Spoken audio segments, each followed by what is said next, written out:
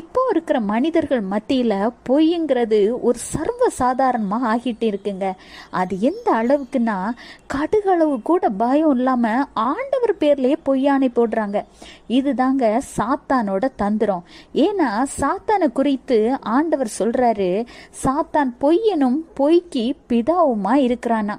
நம்ம எப்பவுமே ஆண்டவருடைய பிள்ளையா தாங்க இருக்கணும். பொய் சொல்றதுல சின்ன பொய் பெரிய பொய்ன்னு ஒண்ணுமே இல்லைங்க. லேவியராகமம் 19:11 ஆண்டவர் பேர்ல பொய்யான இட்டீங்கன்னா தேவனுடைய நாமத்தையே நீங்க பரிசுத்த குலைச்சல் ஆக்குறதற்கு சமம்னு சொல்லியிருக்கு. அது மட்டும் இல்லாது பொய் சொல்றவங்கள குறித்து ஆண்டவர் துன்மார்க்கர்னு சொல்லியிருக்காங்கங்க. அந்த துன்மார்க்கர் நீதிமானுக்கு விரோதமாய் பொய் சொல்வாங்களாம். ஒருவேளை உங்களுக்கு விரோதமா யாராவது பொய் சொல்றாங்களா, அவர்களுடைய பொய் உங்க வாழ்க்கையில மனவேதனையும் வலியையும்